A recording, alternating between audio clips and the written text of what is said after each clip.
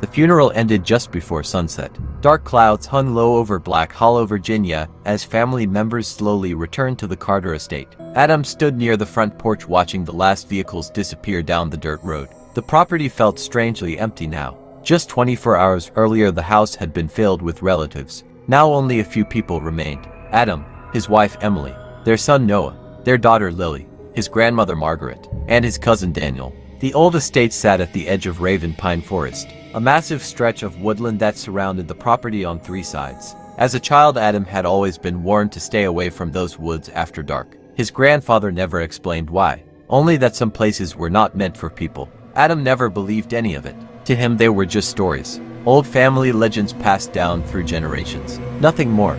As evening settled over the mountains, the temperature dropped rapidly. Inside the house, Margaret sat silently in the living room. She had barely spoken since her husband's funeral. Every now and then she would stare toward the forest through the window, as if she was waiting for something. Around dinner time she finally looked at Adam. "You should leave tomorrow morning." Adam frowned. "We were planning to leave tonight." "No." Her voice came out sharper than expected. "Tomorrow?" Adam exchanged a glance with Emily. Neither understood why she was acting so nervous. Before he could ask another question, Margaret stood up and slowly walked upstairs. The conversation ended there. Later that night everyone went to bed. The house became quiet. Outside, the wind moved through the pine trees, creating a low whispering sound. Adam checked his phone one last time before turning off the lamp. Midnight came. Then 1 in the morning. Sleep refused to come. Something felt wrong. At first he thought it was grief. Losing his grandfather had affected him more than he wanted to admit. Then he heard it. Footsteps. Slow, heavy footsteps. Directly above the bedroom.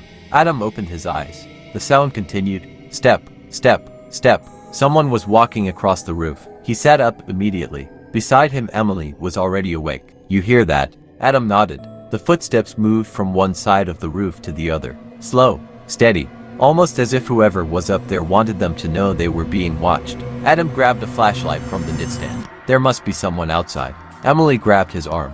At 2 in the morning, he had no answer. The footsteps suddenly stopped. Silence filled the room. For several seconds neither of them moved. Then came another sound. 3 loud knocks, directly above their heads. Adam felt his stomach tighten. The knocks sounded deliberate, like someone standing over the bedroom, waiting, listening, watching. Then everything became quiet again. No footsteps, no wind, nothing. Adam finally stood and walked toward the window. He pulled the curtain aside. The yard outside was empty. The moonlight illuminated the trees beyond the property. Nothing seemed unusual, until he noticed something near the forest line. A figure, standing completely still between 2 trees. Adam froze. The figure appeared unusually tall, much taller than a normal person. Its body was hidden in darkness. Only its outline could be seen. For several seconds it did not move. Then it stepped backward and disappeared into the trees. Adam immediately rushed downstairs and stepped outside with his flashlight. The cold air hit him instantly. He swept the light across the yard. Nothing. No footprints. No movement. No sign that anyone had been there. After searching for nearly 10 minutes, he returned inside. Emily was waiting near the staircase. "What did you see?" Adam hesitated. "I don't know." Neither of them slept much after that. Morning finally arrived. For a brief moment, Adam convinced himself it had all been imagination. Stress, exhaustion, nothing supernatural, just his mind playing tricks on him. Then Lily came downstairs. She looked terrified. Emily immediately noticed. "Lily, what's wrong?" The little girl pointed toward her bedroom window. "There was a man outside last night." Adam felt his chest tighten. "What man?" Lily looked directly at him. "The tall one. He was standing near the trees. And he was looking at my room." Adam said nothing, because he had seen the same thing. And for the first time in his life, the stories about Raven Pine Forest no longer seemed ridiculous. Something was out there, watching the Carter family. And whatever it was, had finally come back. The atmosphere inside the Carter estate changed after Lily described the figure she had seen. Adam tried convincing himself there was a logical explanation. Maybe a trespasser. Maybe a hunter who had wandered too close to the property. But deep down he knew that explanation did not feel right. The figure he had seen the night before did not move like a normal person. And the way it disappeared into the trees still bothered him. After breakfast, Adam announced they would leave for home before noon. Emily immediately agreed. Even Daniel seemed relieved. Only Margaret looked upset. She lowered her head and quietly whispered, "It is too late now." Adam frowned. "What does that mean?" Margaret refused to answer. She simply stared toward the forest again. The old woman looked terrified. Around 10 in the morning, Adam began loading luggage into his truck. The weather had become strangely gloomy. Dark clouds covered the sky despite forecasts predicting sunshine. While carrying boxes from the garage, he noticed something unusual. Fresh footprints. They were pressed into the mud near the side of the house. Adam stopped walking. The prints were enormous, much larger than any normal boot. He followed them with his eyes. They led toward the backyard, then toward the forest, as if something had approached the house during the night, and then returned to the trees before sunrise. Adam called Daniel over. The two men examined the footprints together. Daniel immediately became uncomfortable. "We should leave." Adam laughed nervously. "You sound like Grandma."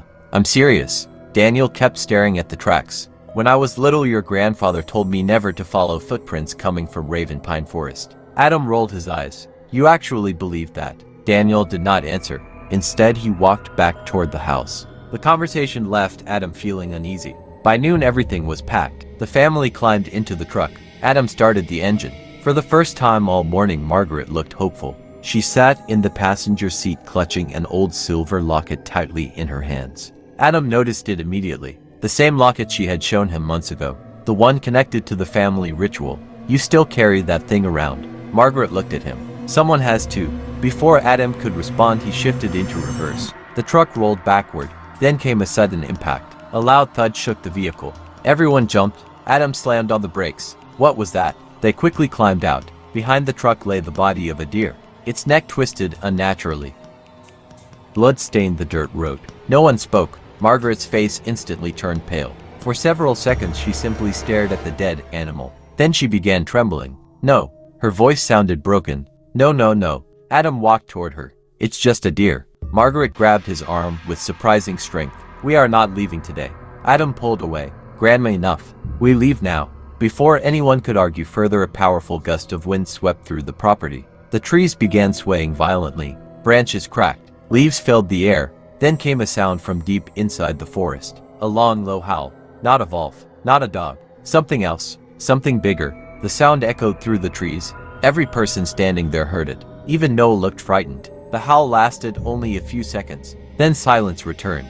Nobody moved. Finally, Emily spoke. "Adam, we should stay." Adam looked around. Everyone agreed. Even he felt uneasy now. Against his better judgment, he sighed. "Fine. One more night." Margaret immediately closed her eyes, almost as if she knew something terrible had just been avoided, or delayed. That evening the storm arrived. Heavy rain pounded the roof. Thunder rolled across the mountains. The power went out shortly after sunset. The entire estate fell into darkness. Candles were placed throughout the house. Their weak light barely illuminated the rooms. Around 9 o'clock, Daniel volunteered to check the backup generator near the barn. He grabbed a flashlight and headed outside. 10 minutes passed, then 15, then 20. He never returned. Emily noticed first. "Where's Daniel?" Adam checked his phone. No messages, no calls. The storm continued raging outside. Adam grabbed the flashlight. "I'm going to look for him." Noah started to speak, but Margaret interrupted. "Don't go into the woods." Adam stared at her. "I'm not going into the woods." She slowly shook her head. "You won't have a choice." A chill ran through the room. Ignoring her warning, Adam stepped outside into the rain. The flashlight beam cut through the darkness. The barn stood about 100 yards away. Everything looked normal, until he reached the generator. Daniel wasn't there, but his flashlight was, lying on the ground, still turned on, pointing toward the forest. Adam picked it up. Then he noticed something beside it. A trail of massive footprints, leading directly into Raven Pine Forest. And mixed between them were Daniel's footprints, as if he had followed something into the darkness, without ever coming back. Rain continued falling as Adam stared at the footprints disappearing into Raven Pine Forest. His heart pounded inside his chest. Daniel would never walk into those woods willingly during a storm, especially not alone. Something was wrong, very wrong. Adam shouted his cousin's name. "Daniel?" Only thunder answered. He called again. Nothing. The forest stood completely still, watching, waiting. Adam followed the tracks for nearly 30 yards before a hand suddenly grabbed his shoulder. He spun around. It was Emily. She had followed him outside. "Adam, stop. We need to go back." Adam pointed toward the tracks. Daniel went this way. Emily looked at the footprints and immediately stepped backward.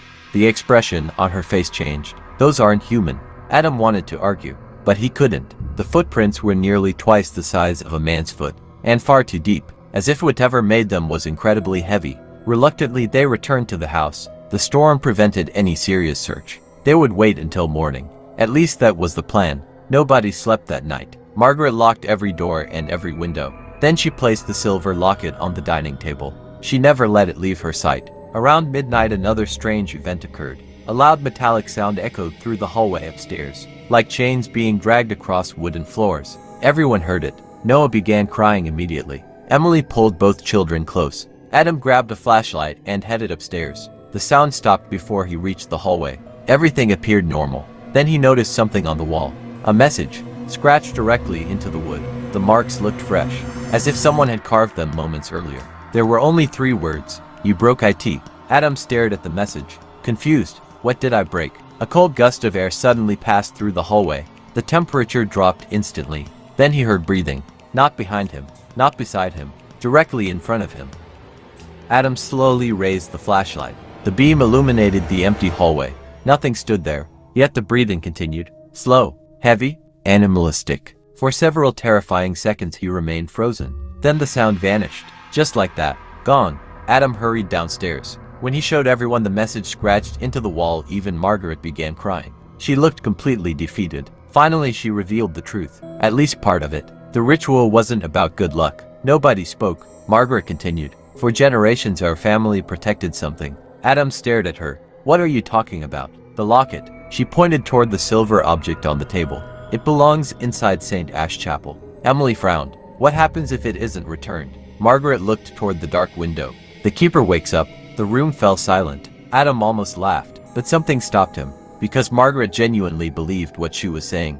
And after everything that had happened, nobody could dismiss it completely. The old woman explained that every 18 years the head of the Carter family was supposed to carry the locket into St. Ash Chapel, an abandoned structure hidden deep inside Raven Pine Forest. The ritual had continued for over a century. No one questioned it. No one skipped it. Until Adam. His turn had come 6 months earlier, and he had ignored it. Margaret had hoped nothing would happen. Now she knew she was wrong. Very wrong. Morning finally arrived. The storm ended shortly before sunrise. Several local volunteers joined Adam to search for Daniel. Together they followed the footprints into the forest. For nearly an hour they walked through dense trees. The deeper they went, the quieter everything became. No birds, no insects, nothing.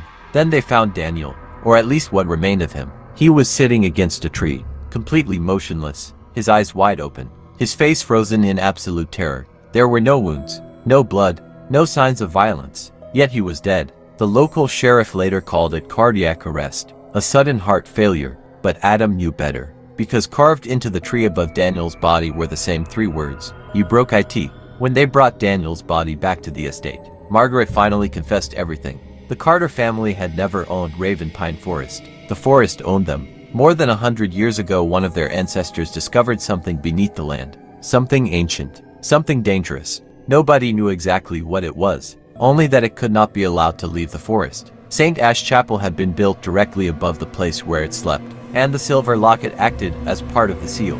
Every 18 years the ritual renewed that seal. Now the ritual had failed, and whatever was trapped beneath the chapel was becoming stronger. As Margaret finished speaking, a sudden knock echoed through the house. Everyone jumped. Another knock followed. Then another.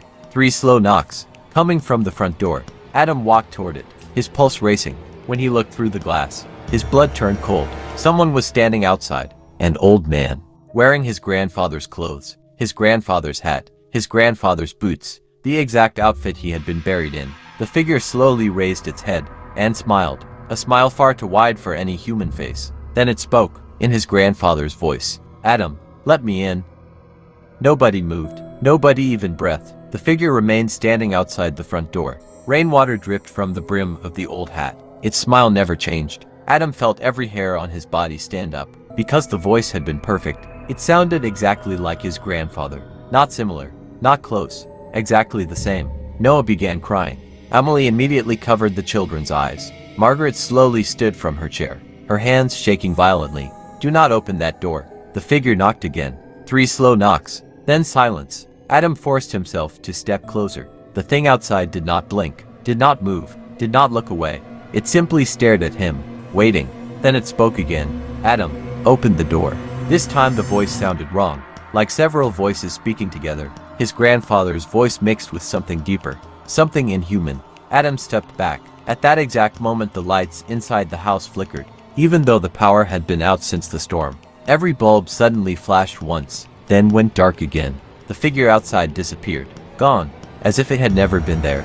Everyone rushed to the windows. The yard was empty. The thing had vanished. That night nobody slept. Shortly before sunrise, Margaret handed Adam the silver locket. Her expression told him everything. The time for ignoring the problem was over. You must take it back. Adam looked down at the cold metal resting in his hand. And if I don't? Margaret looked toward the forest. Then none of us survive. For the first time Adam believed her. By noon Adam prepared to leave. A local guide named Samuel volunteered to help. Samuel had spent his entire life near Raven Pine Forest. Even he looked nervous when he heard their destination, St. Ash Chapel. The abandoned structure sat deep inside the forest, nearly 6 miles from the estate. According to local legends, nobody had entered it for decades. Adam carried the locket. Samuel carried a rifle. Neither man spoke much during the journey. The deeper they traveled, the stranger the forest became. Trees twisted into unnatural shapes. Branches blocked sunlight. The air felt colder with every step. After nearly 3 hours, they found the chapel. The building looked ancient.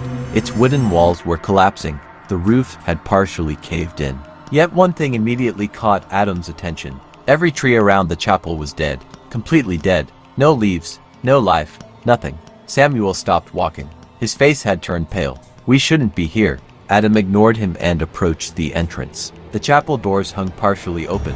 Darkness filled the interior. As soon as he stepped inside, a terrible smell hit him. Rotting wood, mold, and something else. Something foul, like old decay. Rows of broken benches lined the room.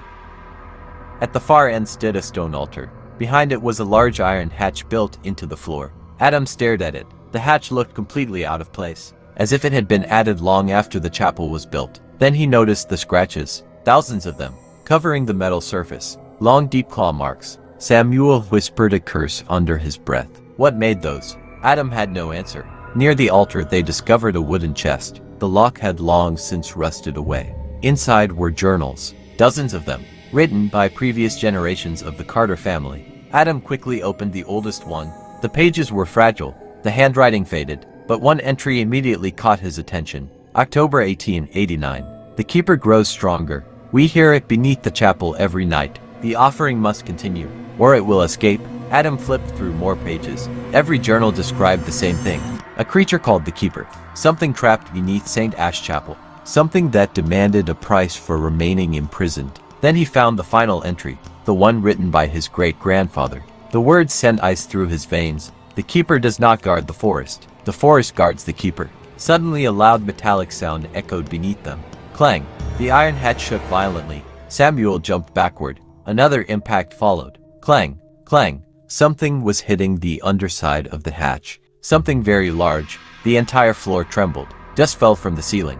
Adam stared at the hatch in horror. Then came a voice. Not from above. Not from behind. From beneath the floor. A voice rising from the darkness below. Adam. His blood froze. It was Daniel's voice. His dead cousin.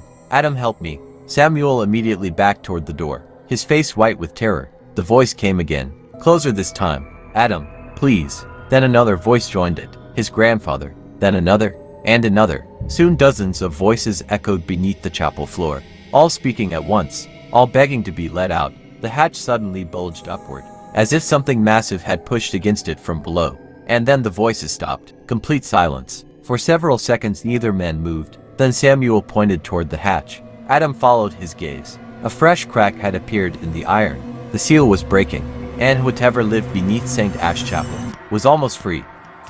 Adam grabbed the journals and stepped away from the hatch. Every instinct told him to run. The crack in the iron widened slightly. A thin stream of cold air escaped from below. The air smelled like wet earth and something ancient. Something that had been trapped for a very long time. Samuel didn't wait. He turned and rushed toward the chapel doors. Adam, we need to leave now. Adam followed immediately. The moment they stepped outside, a deafening roar erupted beneath the chapel. The ground shook. Dead branches snapped from nearby trees. Birds exploded from the forest canopy. For a second it felt like something enormous had slammed against the earth below them. Then everything became still again. Neither man looked back. They hurried through the forest as fast as possible. By the time they reached the estate, the sun was already setting. Emily met Adam at the front door. One look at his face told her everything. What happened? Adam handed her the journals. We're out of time. That night the family gathered in the living room. Adam read every important entry aloud. Generation after generation had documented encounters with the Keeper.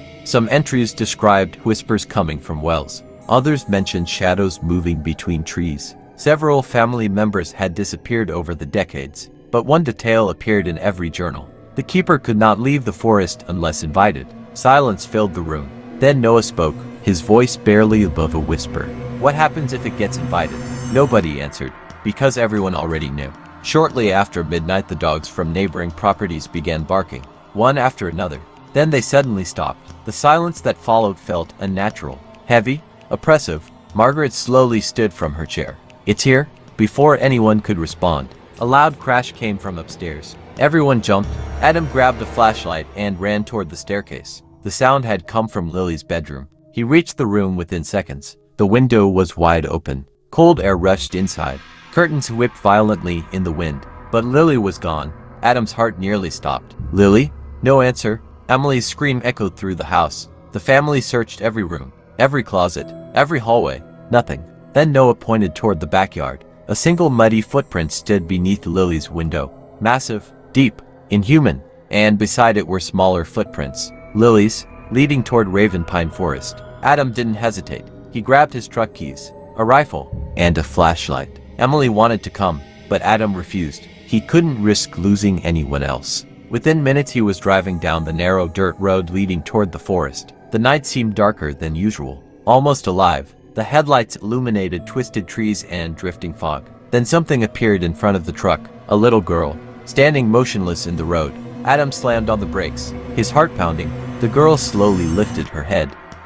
It wasn't Lily. Her skin looked gray, her eyes completely black. Then she smiled, the same impossibly wide smile he had seen on the thing pretending to be his grandfather. The girl vanished, gone in the blink of an eye.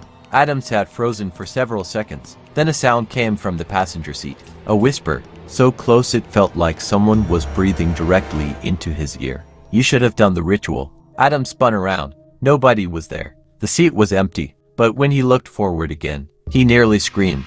A tall figure stood in the middle of the road, at least 8 feet tall, its body unnaturally thin, its arms hanging far below its knees, its face hidden beneath darkness. The truck headlights illuminated only its outline. The figure slowly raised one arm and pointed toward Raven Pine Forest, as if showing Adam exactly where to go. Then it stepped backward and disappeared into the trees. Adam's hands trembled on the steering wheel. For the first time he knew with absolute certainty. The Keeper was no longer trapped beneath St. Ash Chapel. It was walking through the forest, and it had taken Lily for a reason. Because the journals had mentioned one final truth. A truth Adam hadn't told anyone yet. Every time the Keeper escaped its prison, it needed a member of the Carter bloodline to fully return. And Lily was the only Carter child still inside the forest. The realization hit Adam like a punch to the chest. If he didn't find her before sunrise, the Keeper would finally become free forever.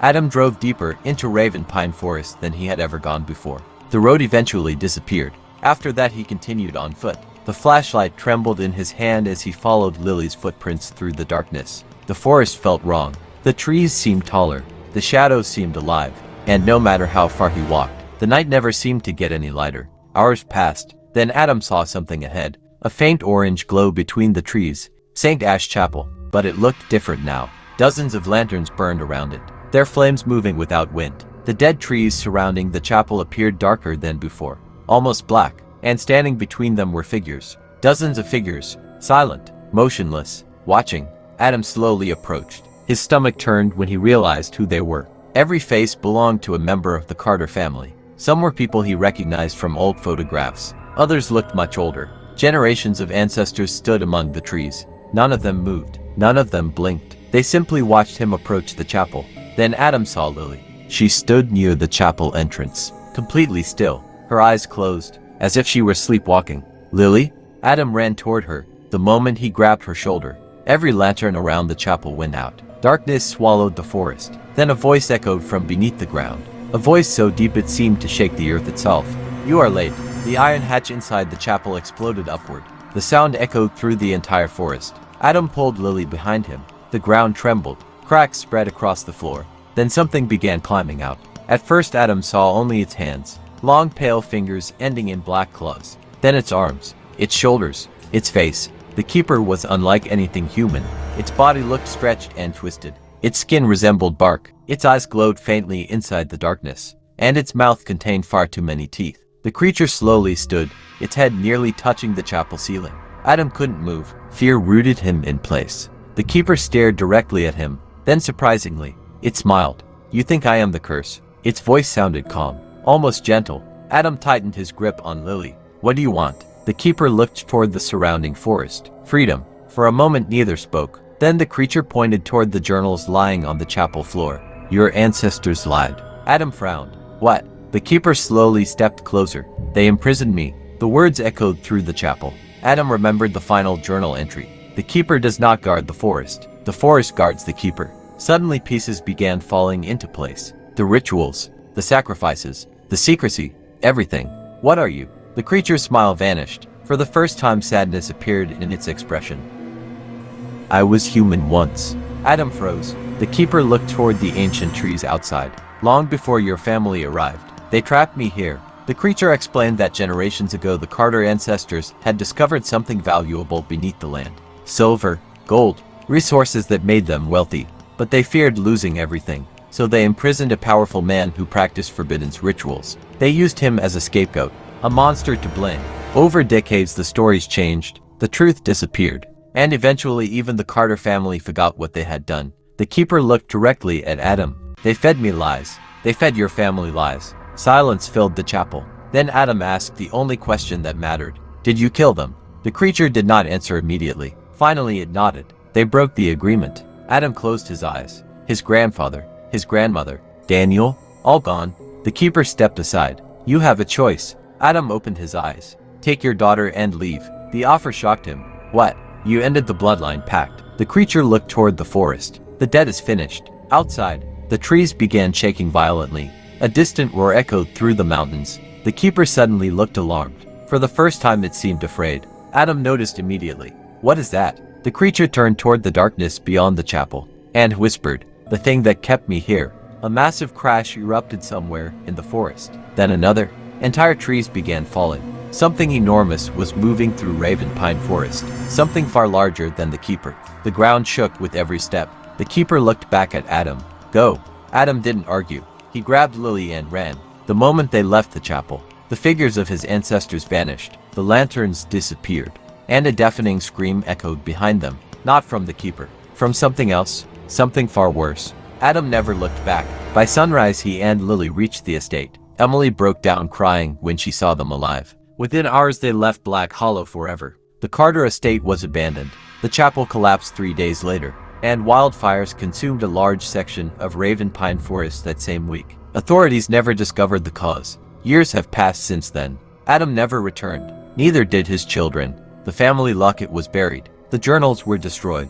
And the Carter bloodline abandoned every connection to Black Hollow. But sometimes late at night, Adam still receives calls from unknown numbers. When he answers, nobody speaks. He only hears wind, trees creaking, and distant footsteps, walking slowly through a forest, waiting, searching, as if something is still looking for the last remaining members of the Carter family. And the worst part, the calls always come from Black Hollow, Virginia. So this was the story. I hope you enjoyed it. Please follow Nightmare Files for more terrifying stories.